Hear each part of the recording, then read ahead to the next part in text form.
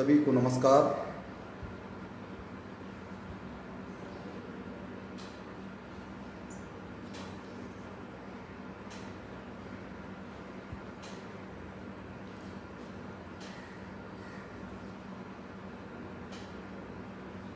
सभी को नमस्कार। सभी धर्म प्रेमी, गौ प्रेमी, राष्ट्र प्रेमी, समस्त भारतवासियों को उमेश पोरवाल का सादर नमस्कार। वंदे गौ मातरम। जय गौ माता की। आज हमको जो भी फेसबुक लाइव के माध्यम से सुन रहे हैं, मैं सभी का अभिनंदन करता हूं। बंधुओं, अभी हम सब लोग इस वैश्विक महामारी से, संकट से पूरा विश्व गुजर रहा है। उसी में भारत देश और हम सब लोग भी उसी कड़ी में एक कोरोना जैसी महामारी से गुजर रहे हैं। माननीय देश के प्रधानमंत्री जी बड़ी तत्परता से इस वैश्विक महामारी पर विजय प्राप्त करने के लिए सतत संघर्षशील हैं। हम सबको इस संकट के समय में सदा सरकार के नियमों का पालन करना चाहिए। सरकार के द्वारा बताए हुए नियमों के अनुसार कार्य करना चाहिए। प्रतिरोधक क्षमता बढ़ाने के लिए हमें जो आयुष विभाग का या जो भी काढ़ा है प्रतिरोधक क्षमता बढ़ाने के लिए, उसका सेवन करते रहना चाहिए। हल्दी, अदरक, नींबू आदि का उपयोग करना हमारे लिए सर्वश्रेष्ठ है। विश्व के जीवन का आधार है भारत। भारत की आत्मा है गांव। गांव का आधार है किसान। किसान का आधार है कृषि, और कृषि का आधार है हमारा पशुधन, गोधन, जो इस देश का मूलधन है। हम सब जानते हैं, गाय हमारे यहां कहा गया है एक चलता फिरता चिकित्सालय है, औषधालय है। 33 कोटि देवी देवताओं का वास गाय के अंदर है। कहा गया है गावो विश्वस मात्रा गावो रक्षित रिश्ता। गो में बसते लक्ष्मी, गाय के गोबर में लक्ष्मी जी का वास है। मानव स्वास्थ्य के लिए सर्वहितकारी, सर्व सुखकारी, आरोग्यदायिनी हमारी गाय माता है। कामधेनु है, सभी मनोकामनाओं को पूर्ण करने वाली है। आज आधुनिक क्रांति के दुष्परिणामों से हमारे देश की भूमि की उर्वरा शक्ति क्षीण हुई है। पर्यावरण असंतुलन हुआ है। जल प्रदूषण जैसी समस्याएं, गिरता स्वास्थ्य, कुपोषण व गरीबी जैसी समस्याएं खड़ी हैं सामने। आज कृषकों के सामने, किसानों के सामने भी 4 प्रकार की बहुत बड़ी समस्याएं हैं।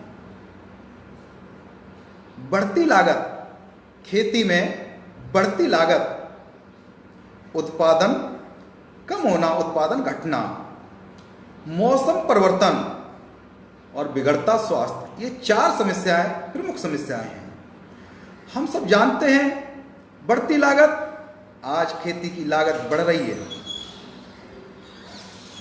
दूसरा, जितनी लागत लग रही है उतना उत्पादन नहीं हो पा रहा है, उत्पादन घट रहा है। मौसम परिवर्तन, मौसम बिगड़ता है। जब पानी चाहिए फसल को तब पानी नहीं मिल पाता है, जब पानी नहीं चाहिए तब पानी आ जाता है। उसकी वजह से अनेक प्रकार की मौसमी बीमारी, बिगड़ता स्वास्थ्य, अनेक प्रकार से समस्याएं खड़ी होती हैं। इन सारी समस्याओं का निदान हमारे ऋषि मनीषियों ने बहुत पहले ही विकसित किया था। हम सब जानते हैं, इसके लिए गौवंश आधारित खेती, मिश्रित खेती, जैविक खेती, वैद की खेती, वैदिक पद्धति से खेती, जैवगत की खेती, कृषि बागवानी, कृषि पंचांग के द्वारा सही मार्ग दिखाया था। हमको भी पता है कि धरती माता भी 15 दिन सांस नीचे लेती है, 15 दिन सांस ऊपर लेती है। हमको ये जानकारी नहीं थी। जब मैं नर्मदा जी की परिक्रमा करने गया था, उस समय जब वापस लौट के आया तो इंदौर के अंदर हमारे डॉक्टर ON सोलंकी जी हैं, बड़े विशेषज्ञ जानकार, उनसे बातचीत हुई।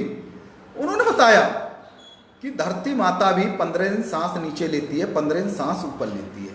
हमारे यहाँ कृषि का भी पंचांग है, हमारे यहाँ कौन सी तिथि में कब बुवाई करनी चाहिए, कब नहीं करनी चाहिए। तब हमने समझा कि धरती भी 15 दिन सांस नीचे लेती है, 15 दिन सांस ऊपर लेती है, जिसको हम लोग अपनी संस्कृत भाषा में, किसानू भाषा में बोलते हैं अंधेरी रात, उजेरी रात। जब अंधेरी रात होती है उसको हम लोग बोलते हैं कृष्ण पक्ष, 2 पक्ष होते हैं। और जब उजेरी रात होती है उसको शुक्ल पक्ष बोलते हैं। शुक्ल पक्ष और कृष्ण पक्ष, जब कृष्ण पक्ष होता है उस समय हमारे किसान भाइयों को वो चीजें करनी चाहिए जो जमीन के नीचे पैदा होने वाली हैं। आलू, मूली, गाजर, प्याज, मूंगफली, सकल के इत्यादि। जब भी हम फसल में पानी देंगे, खेत में पानी देंगे, तो उजेरे पाक में यानी शुक्ल पक्ष में पानी देंगे। पानी कम लगता है, फसल का उत्पादन अच्छा होता है। इसी तरीके से हमारी ये खेती, हम जब अहिंसक खेती करेंगे, जैवगत की खेती करेंगे, जिससे हमारा पर्यावरण की रक्षा होगी, जैव विविधता बनाए रखने वाली होगी और स्वास्थ्यवर्धक होगी, आरोग्यकारी होगी, स्वावलंबी होगी, अहिंसक होगी, जिससे हमारा गांव स्वस्थ और स्वावलंबी होगा। जल, जमीन, जंगल, जानवर, जीव, पर्यावरण, स्वास्थ्य और संस्कार, संस्कृति का रक्षण होता है। आज हमारे देश के माननीय प्रधानमंत्री जी भी, जितने लोग बाहर से लौट करके आए हैं, उनके लिए आग्रह कर रहे हैं, आपको अपने यहां, आपके गांव में रोजगार मिलेगा। प्रधानमंत्री जी ने कृषि योजना चलाई है। कृषि कामधेनु योजना के माध्यम से किसानों को गाय पालने के लिए लोन में, उसमें अनुदान भी है, सब्सिडी भी है, और कृषि अपनी खेती करें, रसायन मुक्त अनाज उत्पादन करें, स्वयं ठीक रहें, आने वाले बच्चों, अपने पीढ़ी को भी स्वस्थ रखें और स्वस्थ और संपन्न और समृद्धशाली बने। इसके लिए हम सब लोग अपने माननीय प्रधानमंत्री जी के बताए हुए रास्ते पर चलेंगे। समझता हूं भारत अब विजयी होगा और ये कोरोना जैसी महामारी से हम सब विजयी होकर के निकल के आएंगे। हमारे यहां छत्तीसगढ़ राज्य ने अभी कुछ दिन पहले घोषणा की है कामधेनु गोवर्धन योजना, गोबर खरीदने की योजना निकाली है। उसका भाव भी तय किया है, 1.5 रुपया किलो गोबर खरीदेंगे किसानों से, गोठानों से। स्वागत करते हैं, लेकिन माननीय वहां के मुख्यमंत्री जी को भी, आज गौवंश की तस्करी भी सबसे ज्यादा वहीं से होती है, छत्तीसगढ़ से। महाराष्ट्र होकर के, उड़ीसा होकर के, अन्य अन्य राज्यों से, आंध्र प्रदेश होकर के चला जा रहा है। जितनी तत्परता से गोबर खरीदने की योजना निकाली है, उतनी ही तत्परता से जिस तरीके से उत्तर प्रदेश सरकार ने, माननीय योगी जी ने जो कानून बनाया है, उसी कानून का अगर उसी प्रकार से छत्तीसगढ़ राज्य में भी अच्छा कानून बना दें, एक भी गौवंश की तस्करी ना हो पाए। वहां पर हमारे गौरक्षा के कार्यकर्ता संघर्ष करते रहते, बराबर रात दिन कहीं ना कहीं गौवंश पकड़ा जाता है, समस्याएं रहती हैं। उसके लिए वे सख्त कानून बनाएं, आवश्यकता है। आज हम सब जानते हैं, हमारे पूर्वज लोग जो हैं, पहले गोचर भूमि छोड़ते थे, चरागाह, गोचर भूमि, सड़क के किनारे फलदार वृक्ष लगाते थे,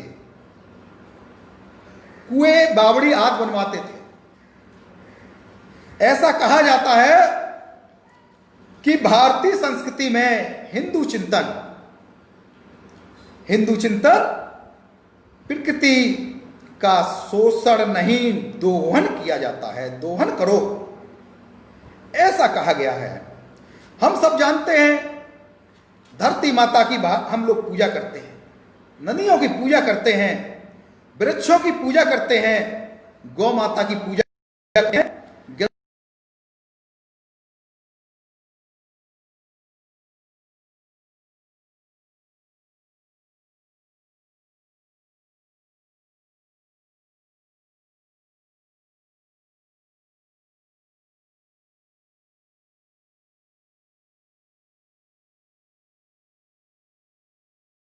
को जानना चाहिए।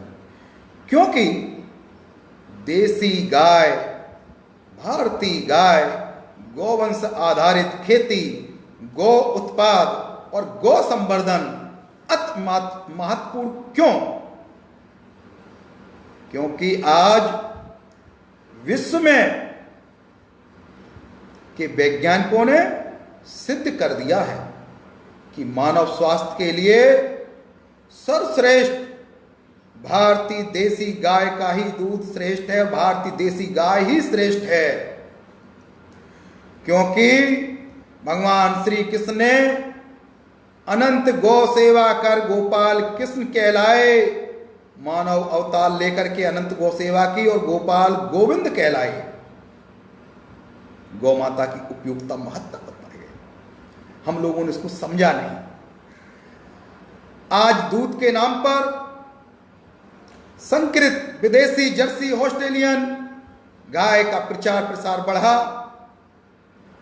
इसके दूध से पीने से स्वास्थ्य के लिए अहितकर है।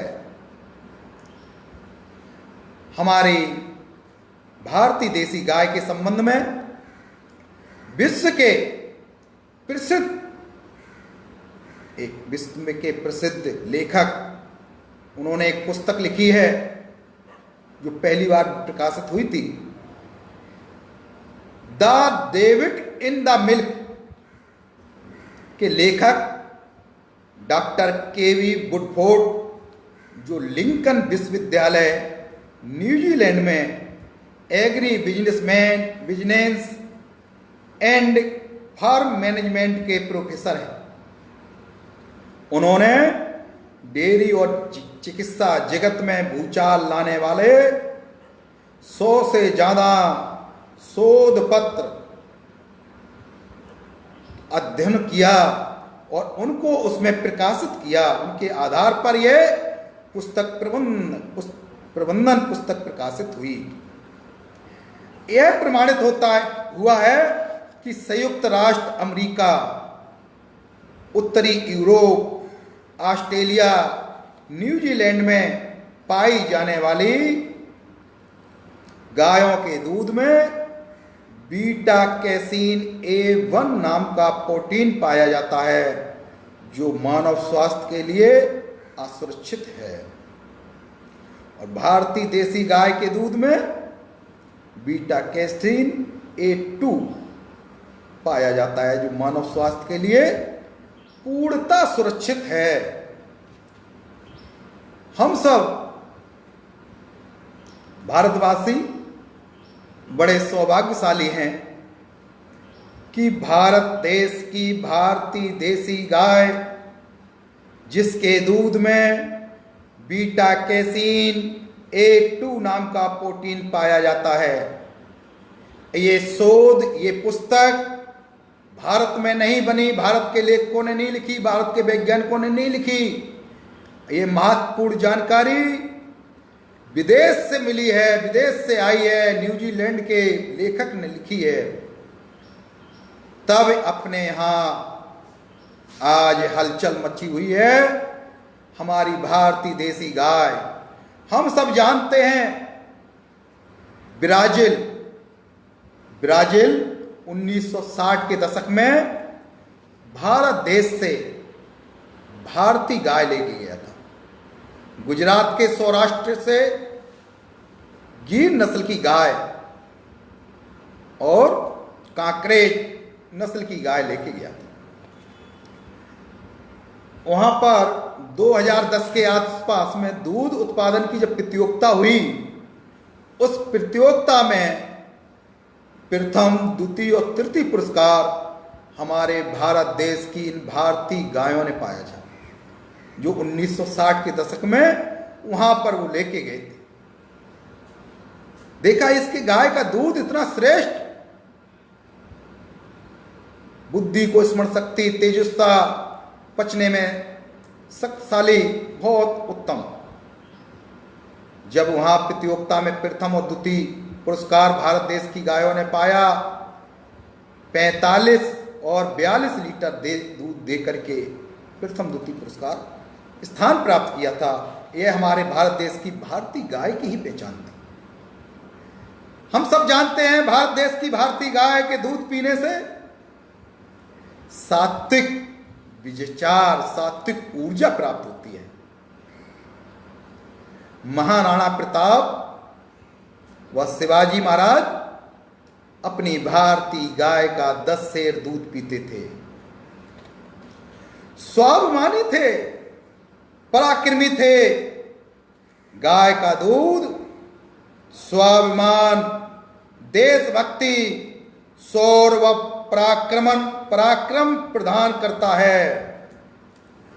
आज चरागाह, गोचर भूमि खत्म हो रही है, कब्जे हो रहे हैं, जिनके कारण पौष्टिक चारा नहीं मिल पा रहा है एवं गाय बेसहारा होकर के सड़क पे घूम रही हैं। अनेक समस्याएं खड़ी हो जा रही हैं, दुर्घटनाओं के कारण बनते हैं। हमारे यहाँ जो गोचर चरागाह भूमि होती थी, हम लोग छोड़ते थे, सुरक्षित रखते थे। सरकार को चाहिए, इसके लिए सुप्रीम कोर्ट का भी जो कानून है, सुप्रीम कोर्ट का आदेश है कि चरागाह गोचर भूमि जो अतिक्रमण कर ली गई है, सरकारी में या पट्टे दे दिए गए, उनको निरस्त किया जाए, गोचर भूमि को सुरक्षित रखा जाए। आज आवश्यकता है हमें उन्नतशील सांड खड़े करने, नस्ल सुधार की आवश्यकता है। ऐसी प्रक्रिया समाप्त हो गई है, इसलिए उत्तम नस्ल के सांड नहीं प्राप्त हो पा रहे। इसके लिए हमारे देश की प्रमुख गौशालाओं को नस्ल सुधार, उत्तम नस्ल के गाय नंदी तैयार करने चाहिए। संवर्धन, नस्ल सुधार, जिससे अच्छे नंदी तैयार होंगे, ये जरूरत है आज की। और इसी के आधार पर हम सब लोग अपने यहाँ अपनी भारतीय गाय को, गाय के स्वास्थ्य, गाय के माध्यम से अनेक प्रकार के समस्याओं को हम ठीक कर सकते हैं। भगवान श्री कृष्ण ने दुनिया वालों को 4 चीजें दी थी। हम सब लोग 4 चीजें उन पर ध्यान दें। वो 4 चीजें प्रमुख कौन कौन सी थी? पहली चीज उन्होंने दी थी कि हम सब को सद्बुद्धि मिले, सद्मार्ग मिले, सही ज्ञान मिले, उसके लिए श्रीमद् भगवत गीता दी। दूसरी चीज, हमारा घर परिवार संयुक्त परिवार होते थे। संयुक्त परिवार में सब मिलके रहते थे, इसलिए घर आंगन में तुलसी का पौधा। तीसरी चीज उन्होंने दी, गौ सेवा की प्रेरणा। घर के दरवाजे पर गाय, कोई पानी मांगे दूध पिलाने की प्रथा थी। ऐसा कहा जाता है भारत देश में दूध दही की नदियां बहती थी, पानी मांगो तो दूध पिलाया जाता था। और चौथी उन्होंने दी थी, चौथी बात बताई थी, ग्वाल वालों यानी गांव वालों, संगठित शक्ति। जब हमको हमारे परिवार में संयुक्त परिवार सकारात्मक ऊर्जा है तो लड़ाई झगड़े नहीं होते, संयुक्त मिलके रहते थे। घर के आंगन में तुलसी का पौधा क्यों? क्योंकि तुलसी के पौधे के अंदर ऑरा है, आवा मंडल है, सकारात्मक ऊर्जा निर्माण करता है। घर के अंदर तुलसी का पौधा रहता था तो बरामदा होते थे, कमरे होते थे, तो घर के अंदर तुलसी का पौधा 3.5 मीटर तक कवर करता है, सकारात्मक ऊर्जा निर्माण करता है। ऐसे ही घर के दरवाजे पर जब गाय रहती थी, गाय के बारे में कहा गया है कि दरवाजे पर गाय है तो हमारे यहां कोई बीमारी नहीं आ सकती है, कोई हमारे यहां कष्ट नहीं हो सकता है। कहा है कि 10 मीटर तक नकारात्मक ऊर्जा दूर रहती है, नकारात्मक ऊर्जा अंदर प्रवेश नहीं कर सकती है, गाय है तो ऐसे हमारे यहां और संयुक्त परिवार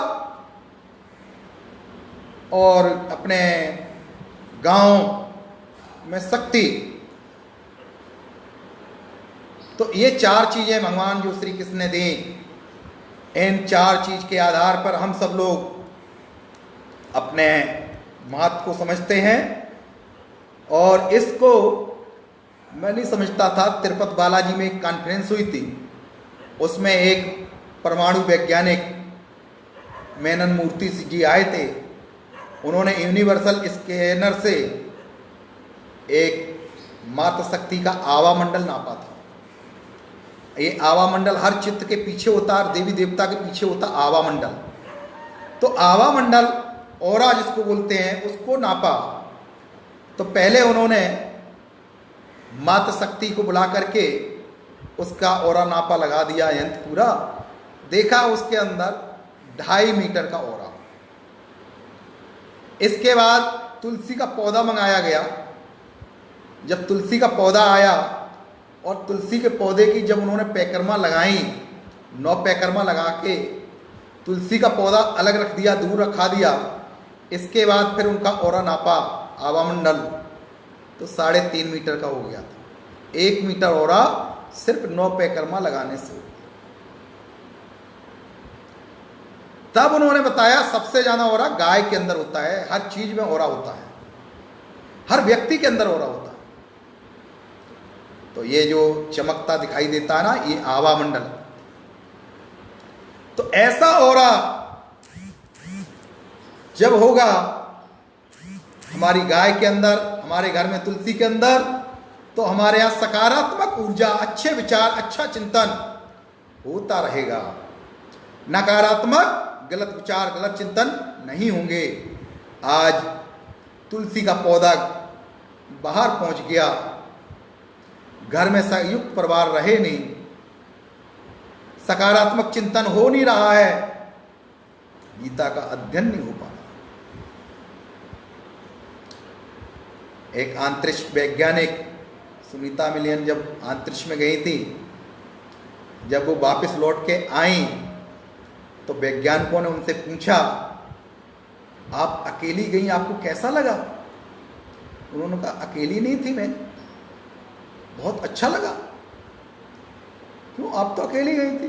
बोले नहीं, मेरे पास मेरे पिताजी का लिखा हुआ पत्र मेरे पास था, वो मेरे को आशीर्वाद दे रहा, मार्गदर्शन कर रहा था। दूसरा, मेरे आराध्य गणेश जी मेरे साथ में थे। तो इस तरीके से कहा, मैं अकेली नहीं गई। तो विदेशों में गणेश जी का चित्र लगाने की होड़ लग गई युवाओं के अंदर। जब ये चीज सुनी, आज भी वहां सीता रसोई, राधा रसोई के नाम से जानी जाती है। हम सब तो जानते हैं कि हमारे यहां वृंदावन में लोग राधे राधे कहने के लिए, भारतीय पहनावा पहनने के लिए, हरे रामा हरे कृष्णा धोती पहने, चोटी रखे, कंठ रखे, पूर्ण भारतीय संस्कृति में, भारतीय परंपरा में हरे रामा हरे कृष्णा जपते हुए आते, परिक्रमा करते हैं, पूरे ब्रज में घूमते हैं, गाय माता की सेवा करते हैं। पिछले साल माननीय प्रधानमंत्री जी ने एक वृंदावन की ही मातृ शक्ति है जो विदेश की हैं, जो गाय की सेवा करती हैं, उनको कुछ पुरस्कार से सम्मानित किया था, पद्मश्री पुरस्कार ऐसा। तो ऐसे अपने यहां कितने लोग आए, भारत में बस गए।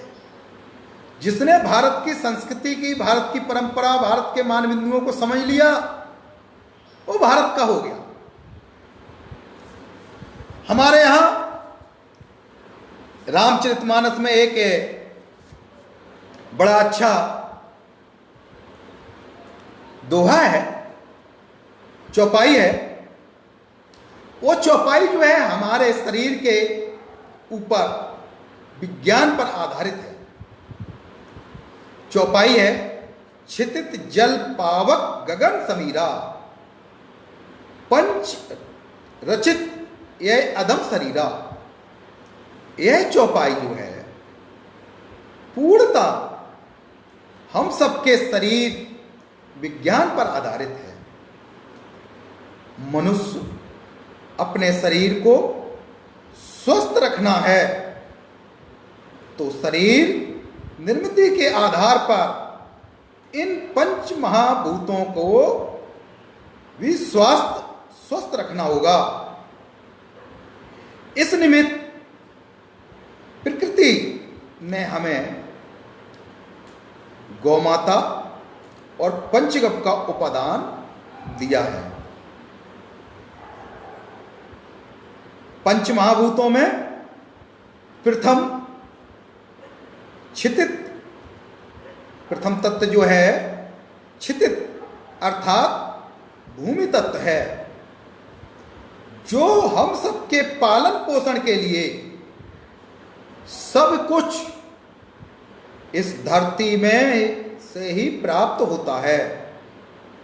यदि धरती हमारी स्वस्थ रहेगी तो उससे प्राप्त होने वाले प्रत्येक पदार्थ भी स्वास्थ्यवर्धक होगा और हम स्वस्थ रहकर सुखी जीवन जी सकेंगे। इस निमित्त हमारे ऋषि मुनियों ने उनके प्रावधान किए।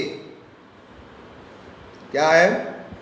गोवंश आधारित खेती उनमें से एक है, जिसमें कंपोस्ट खाद का प्रयोग किया जाता है। इस गोबर में गोमूत्र तथा कृषि के अवशेष का उपयोग किया जाता है।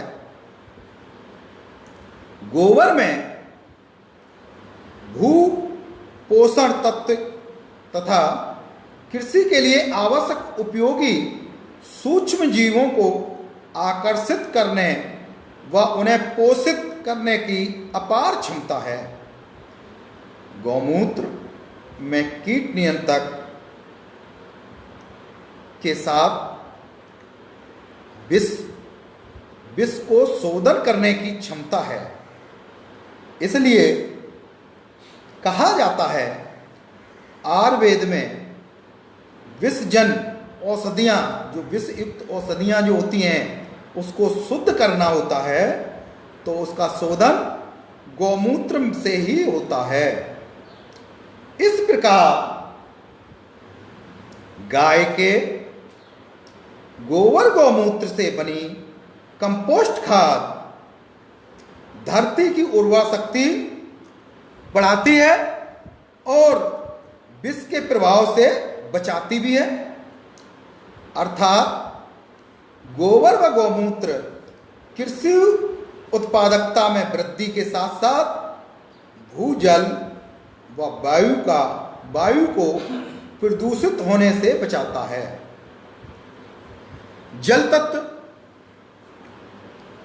तत्व को भी प्रदूषण मुक्त रखने की क्षमता गो पंचगव्य है।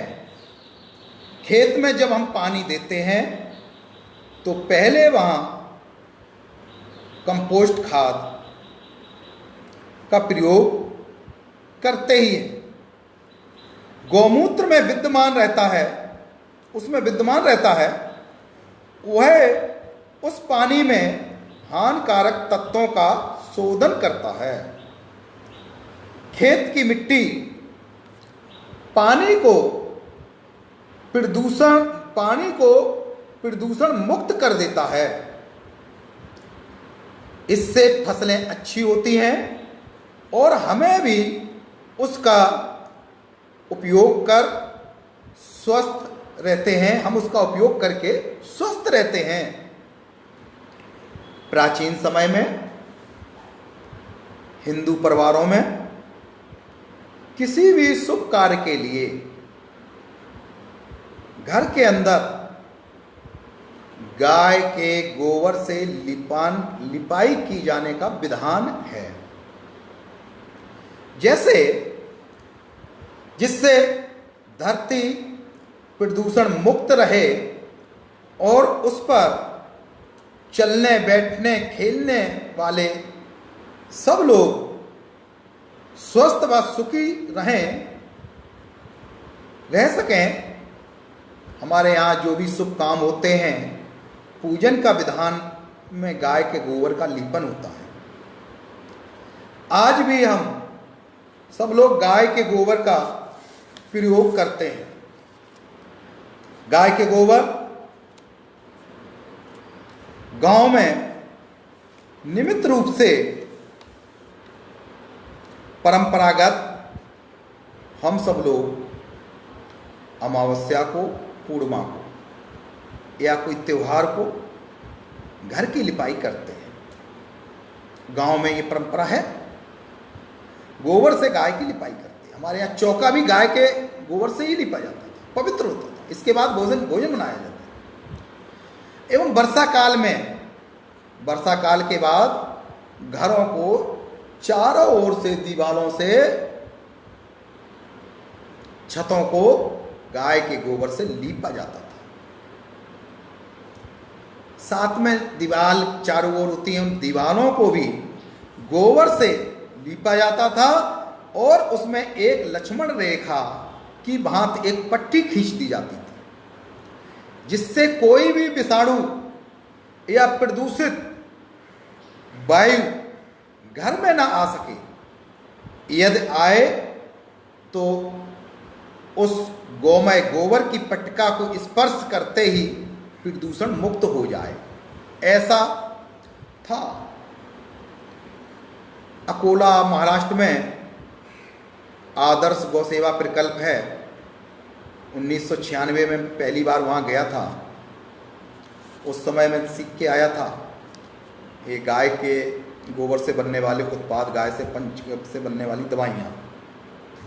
राज्य वैद्य रेवाशंकर जी शर्मा ने पहली बार वहाँ प्रशिक्षण दिया था। उसमें देश से बुलाए गए थे, तो मैं उत्तर प्रदेश से उस समय में अकेला ही गया था।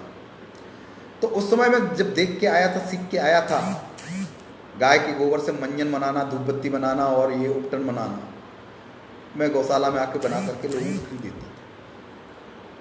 गाय के गोबर की उपयोगिता उस समय मेरे को समझ में आई।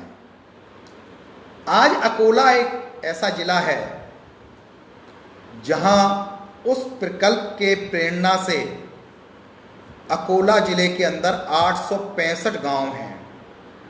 865 गांव में गौरक्षा की वहां टीम है। कोई भी गौवंश तस्करी जाता है तो कहीं ना कहीं से वो पकड़ा जाता है। सबसे ज़्यादा गौवंश महाराष्ट्र के अकोला में पकड़ा भी जाता है। अकोला में आदर्श गौ सेवा प्रकल्प के माध्यम से, उसकी प्रेरणा से आसपास के अंदर, जिले के अंदर एक 30-40 गौशालाओं का जाल बिछ गया। आज वहां पर मंगल स्नान प्रत्येक रविवार को अकोला शहर से एक 20-25 किलोमीटर दूर है, बासिम रोड पर गौ सेवा प्रकल्प, आदर्श गौ सेवा प्रकल्प, वहाँ पर रमाकांत जी भोपले गाय के गोबर से स्नान कराने की पद्धति है। तो रविवार के दिन शहर के बड़ी संख्या में लोग जाते हैं। रमाकांत जी भोपले वहाँ पर कुछ वनस्पतियाँ, तुलसी, नीम के पत्ते, अन्य अन्य प्रकार के कई प्रकार की वनस्पतियाँ मिला करके उसको, और फिर गोबर के साथ उसको फेंटते हैं। मिक्सी में चटनी बना करके उसको गोबर में मिला करके फेंट के सबको एक एक मग्गे में दे देते हैं। फिर वो एक एक मग्गा जो है पूरे शरीर में लगा करके स्नान करते हैं, और इसके बाद जो है सुखाते हैं। इसके बाद में स्नान करते हैं, फिर आराम से जाते हैं। कुछ लोग जो है कुछ अपने परिवार के लिए, घर के लिए भी लेके जाते हैं, जो बच्चों को घर में स्नान वहाँ कराते हैं। तो ऐसा जब हमने वहाँ देखा गाय के गोबर का चमत्कार, मैंने भी गाय के गोबर से स्नान किया है वहाँ, तो शरीर में, किसी के भी शरीर में खुजली या परेशानी, खुजली होती है, किसी भी प्रकार का चर्म रोग हो जाता है, गाय के गोबर का लेपन करके, गौमूत्र से धुल करके, और उससे अगर बाद में स्नान करेगा तो कुछ महीनों में ठीक हो जाती है। इसी तरीके से 2-3 प्रयोग मेरे स्वयं के हैं गाय के गोबर के लाभ।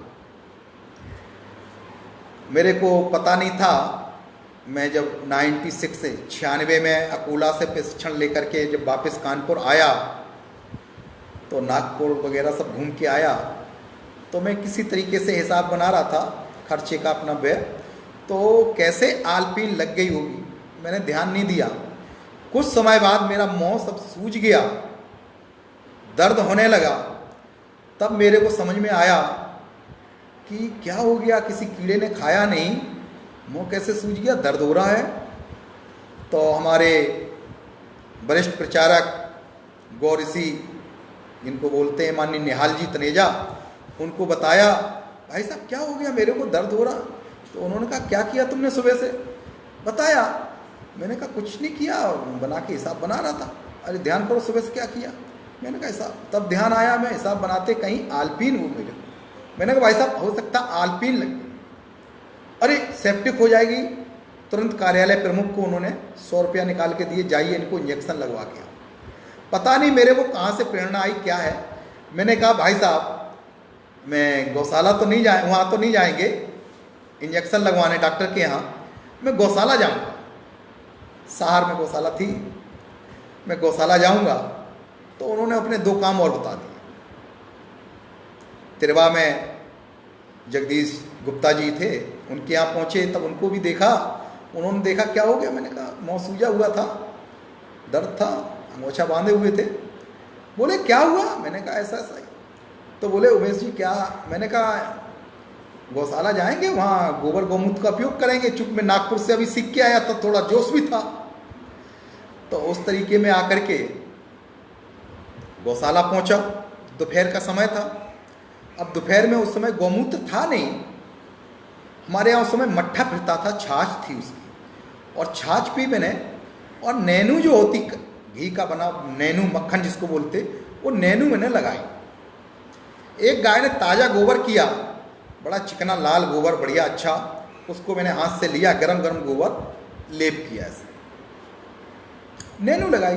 शाम के जब गाय दूह गई तो उस समय हमने गौमूत्र पिया, गौमूत्र का कुल्ला किया, पिया, कुल्ला किया, ये करते रहे। मेरा दर्द और सूजन 3 दिन कंटिन्यू बनी रही।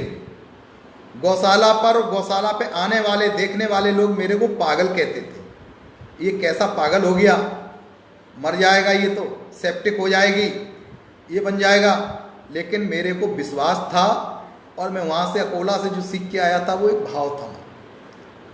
तीसरा दिन हो गया, ये सब मजाक कर रहे थे। उस समय मैंने कहा, गौ माता को प्रणाम किया और गौ माता से हाथ हाथ फेरा। मैंने कहा गौ माता ये सब लोग मजाक कर रहे हैं, और मैं केवल अपने भाव पे लगा। मैं सुबह शाम गौमूत्र पीता था, नैनू लगाता था और गोबर का लेप करता था, यही करता था इतना।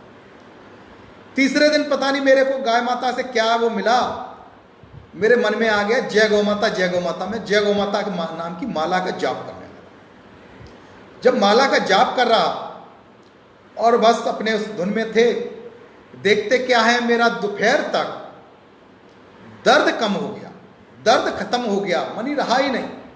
सूजन थी, दर्द नहीं था। हाथ जो नहीं लगा सकते थे हाथ भी लगा रहे, सब कर रहे। हमने अपने गौशाला पे जो और बंधु थे बुलाया, देखा, सबने मजाक समझा रहे कैसे ठीक। शाम हुई, शाम होते होते मेरी सूजन भी खत्म हो गई। मेरे को गाय माता के अंदर विश्वास हो गया और मैं पूर्णता गाय के लिए समर्पित हो गया। गाय का फिर प्रयोग मैं जो वहां से सीख के आए थे, मंजन है, धूपबत्ती है, उपटन है, बालों के लिए उपटन, फेस पाउडर, ये बना करके लोगों को निःशुल्क देता था। बहुत अच्छा, उसके परिणाम अच्छे आते थे। तो इस तरीके से संगठन का दायित्व रहा, फिर इधर उधर कई जगह, तो ये सब चलता रहा। तो उस नाते दूसरा प्रयोग, हमको बाल तोड़ बहुत होते थे, जगह जगह खुजला, बाल टूटता, बाल तोड़ हो जाते, फोड़ा बनता था। तो ऐसे ही मन में आया इसका प्रयोग स्वयं करते हैं। तो मैंने बाल तोड़ के ऊपर, फोड़े के ऊपर ताजा गाय का गोबर कपड़े पर रखा, जैसे ये कपड़ा है इस पर गोबर को रखा और इसको ऐसे करके, और जहां बाल तोड़े उस पर ये रस, इसका गोबर का रस लगता रहे। इस तरीके से मैंने उसको बांध दिया। उसको बांधने के बाद 2-3 घंटे के बाद क्या देखते हैं, अंदर से बड़ी तमक तमक तमक तमक, एकदम खिंचाव पूरा लगता है। और पूरा 3 घंटे के बाद जब मैं उसको खोलता हूं तो क्या डॉक्टर ऑपरेशन करेगा, इससे अच्छा ऑपरेशन, एकदम साफ क्लीन, बहुत बढ़िया। उसको फिर हम नैनू लगाते हैं, गाय का गौमूत्र से धुल देते हैं, नैनू लगा देते हैं और फिर पुनः उसकी पट्टी फिर से दूसरी बार फिर चढ़ा देते हैं। ऐसी 5-7 पट्टी चढ़ाई, मेरा फोड़ा अनेक ठीक हुए, कई फोड़ा निकलते थे, कई प्रयोग किए। गाय में मेरे को विश्वास हो, शक्ति बढ़ गई। तीसरा प्रयोग, गर्म पानी में, हमारे भाई साहब झांसी की गौशाला में थे उस समय, प्रशिक्षण चल रहा था, खोलता हुआ पानी में उनका धोखे से हाथ चला गया, हाथ जल गया पूरी तरीके से। मैंने तुरंत उनको जो है गाय का गोबर एक पॉलीथीन में भरा करके गाय के गोबर का प्लास्टर कर दिया, मानी गोबर पन्नी में भरा, थैली में भरा और हाथ उसमें पूरा ऐसा डाल दिया, इतना हाथ, और ऊपर से तोड़ कस दिया। आपको बता दें 1 घंटा नहीं हुआ, जलन भी नहीं, कुछ नहीं, ना कोई छाले ना कुछ, हाथ जैसा था वैसा का वैसा हो गया, बिल्कुल ठीक निकल गया। ये गौ माता की शक्ति। तब समझ में आया कि गाय में कितनी शक्ति। रतनलाल जी, खंडेलवाल जी अकोला के अपने जो हैं, उन्होंने बताया कि पोरवाल जी इसका हमने प्रयोग किया हुआ है। जब माताएं बहनों के बच्चा पैदा होने को होता है, प्रसूति, सामान प्रसूति के लिए माताओं को उस समय, डिलीवरी के समय हॉस्पिटल में मत ले जाओ। हॉस्पिटल में जाओगे तो डॉक्टर तुरंत ऑपरेशन करेगा, ये बताएगा, वो करेगा।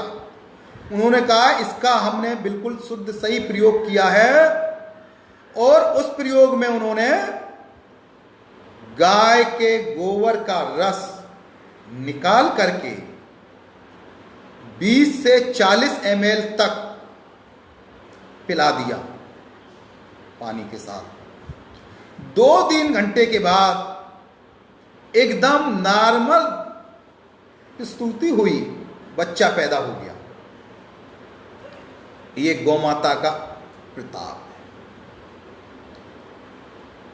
मां जब गर्भवती रहती है तो मां को उस समय अच्छे साहित्य का पाठन करना चाहिए।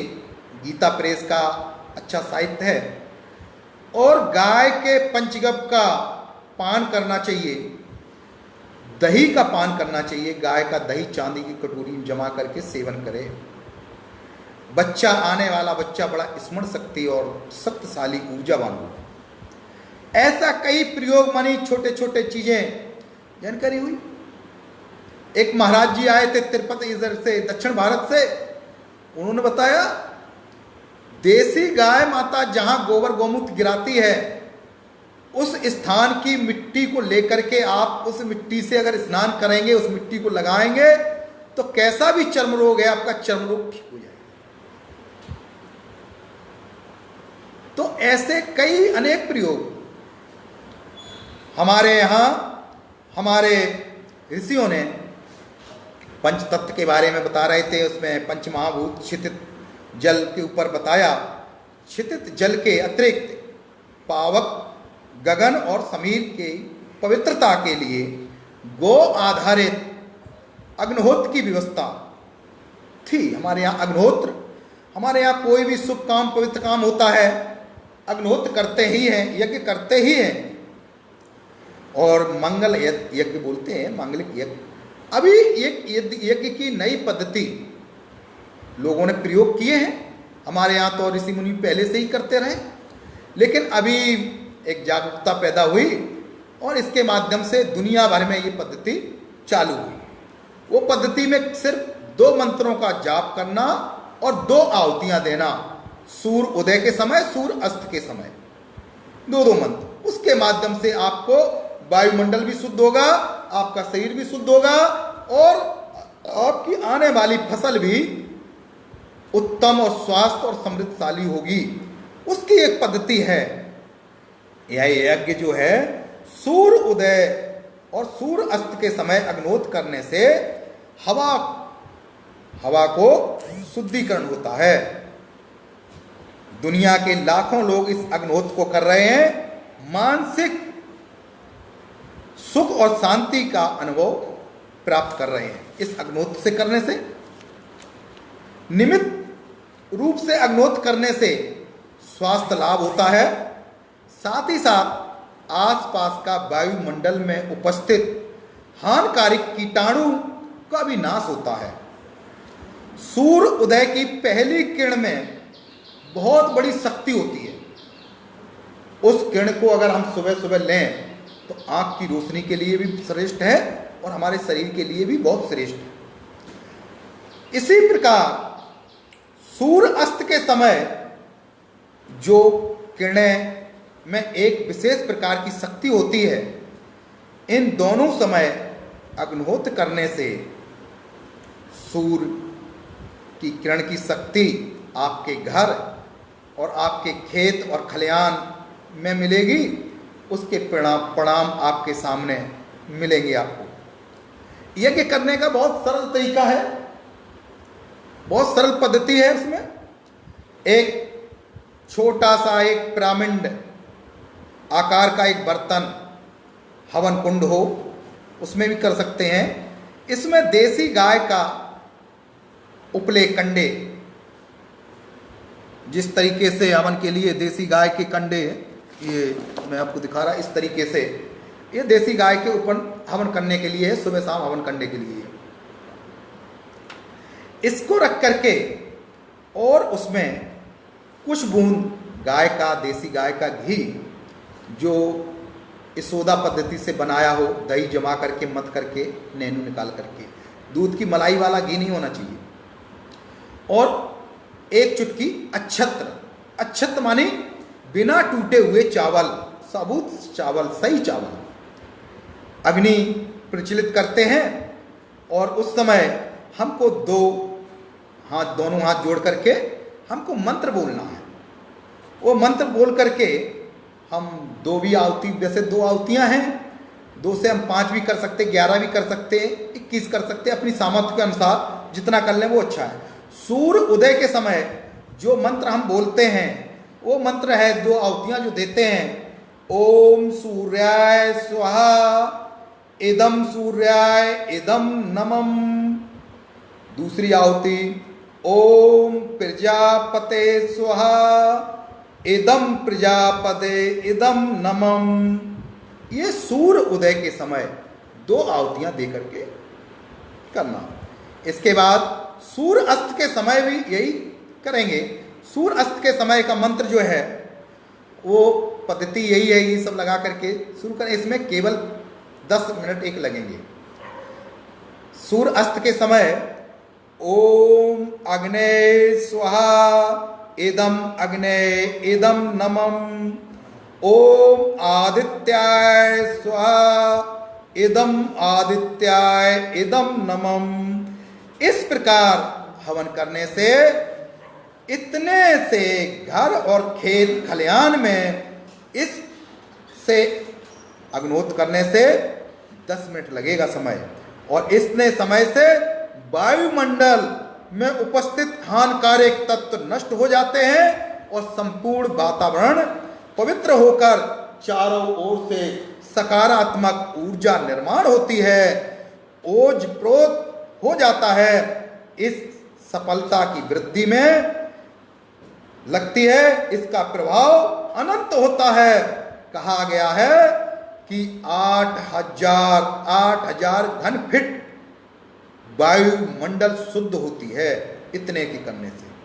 स्वास्थ्य के लिए उपयोगी है, लाभदायक है, गौशालाओं में करना चाहिए, हम सब के लिए बहुत ही उपयोगी है।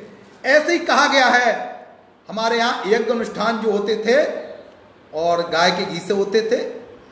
हम लोग मंदिरों में अपने पूजा पाठ में जो दीपक जलाते हैं, गाय के घी के दीपक जलाते हैं।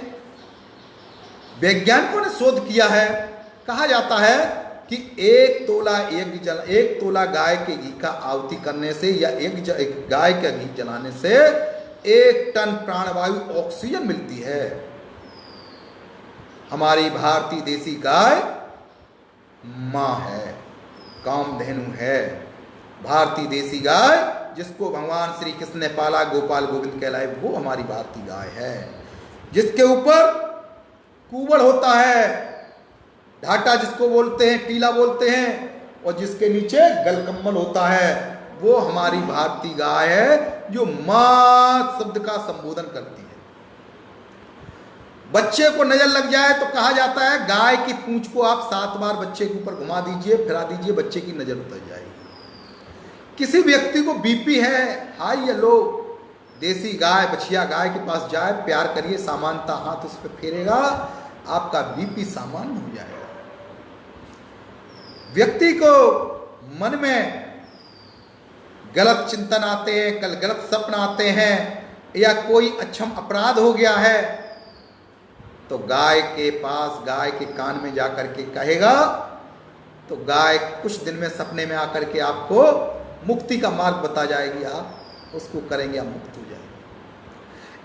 जैन ग्रंथों में आचार्य श्री बोलते हैं, या श्री सागो, यानी साक्षात इस धरती पर, इस धरा पर लक्ष्मी गाय ही है। तो ऐसी हमारी गाय की इतनी महत्ता, इतनी वो सब है, तो ऐसी हमारी गौमाता कितनी उपयोगी है, अनंत है, गाय की महिमा अनंत है। ऐसे हम गाय माता के सानिध्य में रहें, गाय माता की पहचान को समझेंगे, तो हम सब इस महत्व को जानेंगे। हम सब जानते हैं आज रेडिएशन बहुत बढ़ता है। हमारे यहाँ गाय के गोबर से अनेक प्रकार के उत्पाद बनते हैं। सुरभि शोध संस्थान के माध्यम से हमारे उद्धव जी नेरकर अभी कुछ दिन पहले लॉकडाउन में ही इस पे इनका कॉन्फ्रेंस के माध्यम से, फेसबुक के माध्यम से लोगों को अनेक गौ उत्पाद बनाने का प्रशिक्षण दे रहे हैं। उन्होंने मच्छर कॉइल बनाई है, मच्छर कॉइल का प्रशिक्षण देते हैं। गाय के गोबर से मंजन बनता है। गाय के गोबर से बनने वाले अनेक उत्पाद, खाद तो हम जानते ही हैं। धूप बत्तियां बनती हैं, मच्छर कॉइल बनती है, दंत मंजन बनता है, उपटन बनता है, साबुन बनता है, गमले बनते हैं, प्रतीक चिन्ह बनते हैं, केचुआ खाद, नडेब खाद, बायोगैस, और गोबर की लकड़ी भी बनने लगी है। उपले तो पहले से हम बनते देखते थे। गाय के गोबर से प्लास्टर भी बनना है, गाय के गोबर से ईंटें भी बनने लगी हैं, गाय के गोबर से बर्तन धोने का पाउडर भी बन रहा है, गाय के गोबर से हवन वाला, ये जो आपको हमने दिखाया ना, ये बिस्कुट भी हवन वाला ये बन रहा है। इसको इस्कॉन मंदिर के माध्यम से ये आपको बता दें 1 किलो नहीं होगा, और इस तरीके से ये पूरा ये पैकेट, इसमें 30 बिस्कुट रहते हैं और ये 50 रुपए कीमत इसकी जाती है। तो लोग अपनी गौशाला को, गाय को स्वावलंबी बना सकते हैं, आप स्वावलंबी बन सकते हैं, समृद्धशाली रह सकते हैं। इस तरीके से पैक कर रखें, आप अपने यहां बना करके कर सकते हैं, रह सकते हैं। ये नागपुर गौ विज्ञान अनुसंधान केंद्र का गौमूत्र अर्क है, जिसका अंतर्राष्ट्रीय स्तर पर पेटेंट भी प्राप्त हुआ है। ये कब्ज से लेकर के कैंसर तक इससे ठीक होता है, प्रतिरोधक क्षमता बढ़ाने में बहुत शक्तिशाली है। ऐसे ही कई कार्यकर्ता ऐसे हैं जो अपने यहां बैल ऊर्जा पर काम कर रहे हैं। इंदौर के ऋषि जी तिवारी और बनारस के डॉक्टर बासपति जी त्रिपाठी जी बैल ऊर्जा पे काम कर रहे हैं। अनेक चीजें गाय के उत्पाद से बन रहे हैं। हम सब देखते हैं कि हमारे एक कार्यकर्ता हैं जो अभी राखियां बना रहे हैं, गाय के गोबर से राखी भी बन रही है। रसायन मुक्त अपनी स्वदेशी राखी ही चाहिए, तो इसलिए गाय के गोबर से राखी बन रही है। ये आपको मैं दिखा रहा हूं कि ये गाय के गोबर से दीपक बनाया है, दिया बनाया है। ये दिया जो है बस्तर से, कुंडा गांव में जो एक वो दीदी हैं, वेदेश्वरी शर्मा बिंदु दीदी के नाम से जाना जाता है, वो अपने यहाँ प्रशिक्षण दे करके महिला समूह के माध्यम से बड़ी संख्या में बनवा रही, और ये सरकार के माध्यम से दीपावली को उस समय लोगों को दी। यहाँ गुवाहाटी में ब्रह्मपुत्र पुष्कर हुआ था, इसमें भी हम लोगों ने मंगाए थे 5000 दीपक, और यहाँ दीपदान का कार्यक्रम कराया था। ऐसे ही ये गाय के गोबर से बने हुए गणेश जी हैं। तो ये गणेश जी कितने अच्छे गाय के गोबर से बने हुए। गाय के गोबर से ये स्वास्तिक बनता है, गाय के गोबर से ये शुभ लाभ, ऐसा ये बनता है। गाय के गोबर से ये देखो गणेश जी लॉकेट इसमें डाल दिया। ये हमारे जहां भी इलेक्ट्रॉनिक उपकरण हैं उनके अगर पास रखेंगे, लगाएंगे, तो रेडिएशन का प्रभाव बाहर नहीं आएगा, अंदर प्रभाव नहीं करेगा, रेडिएशन कंट्रोल रहेगा। आज हम सब लोग मोबाइल देखते हैं, मोबाइल में बड़ी तरंगें निकलती हैं, रेडिएशन निकलता है। इस रेडिएशन से बचने के लिए गोबर में ये गोबर से बना हुआ रेडिएशन चिप लगी हुई है। ये रेडिएशन रोधी चिप है। अपने लोग इसके अंदर एक चिप निकलती है और इसको काट करके इसमें चिप को, स्टिकर है, स्टिकर को खोल के अपने मोबाइल में इस तरीके की चिपकाएंगे, तो ये गोबर से बनी हुई चिप है। तो ये बहुत उपयोगी है।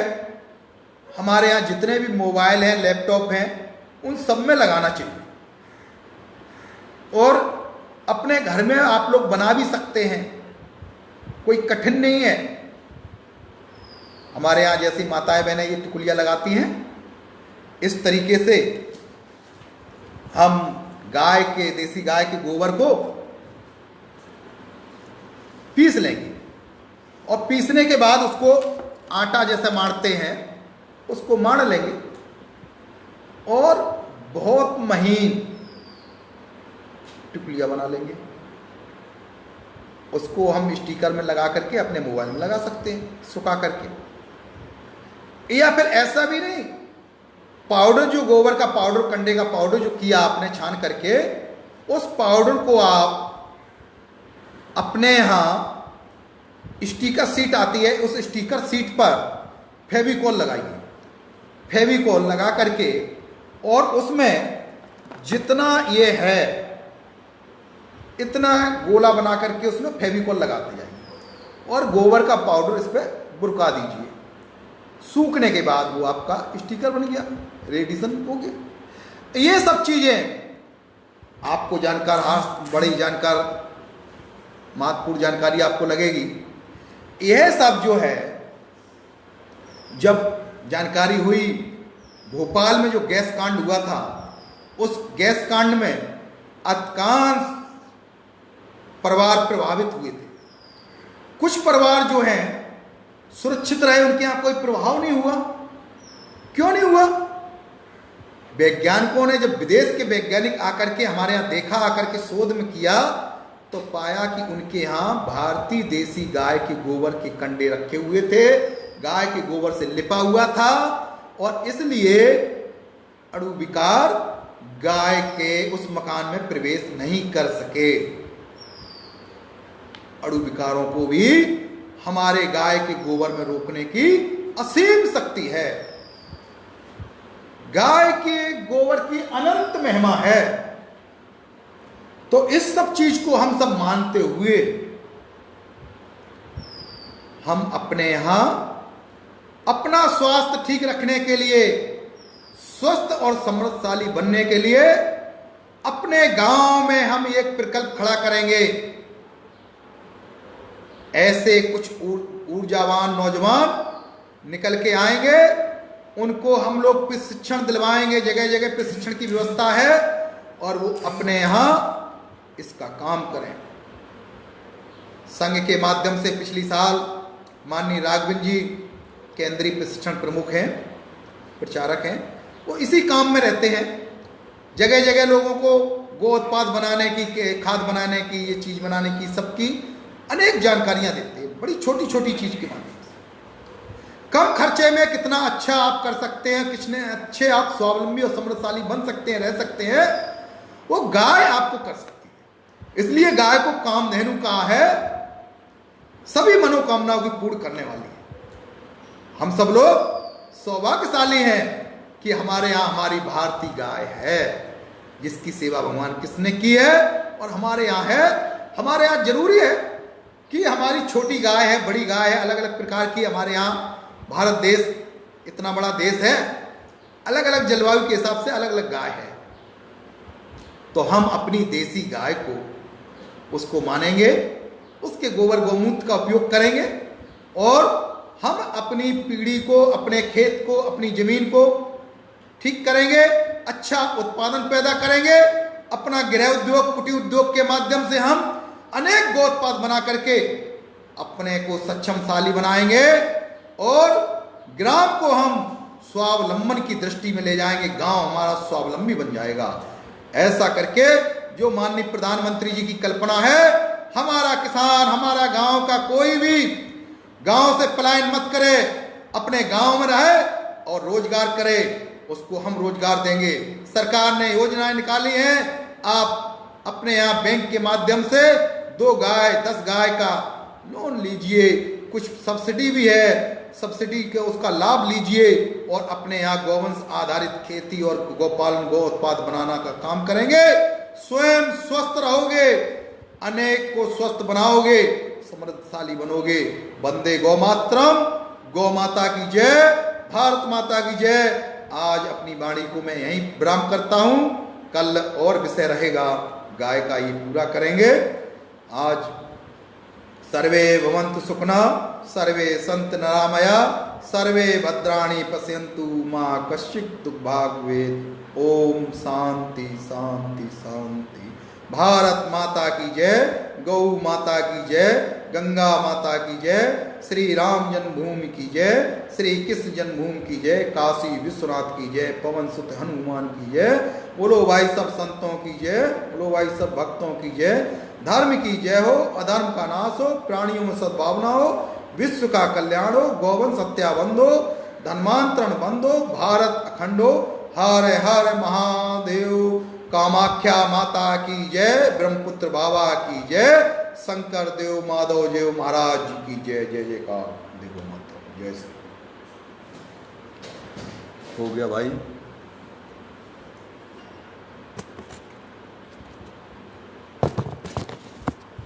ठीक रहा बेटा।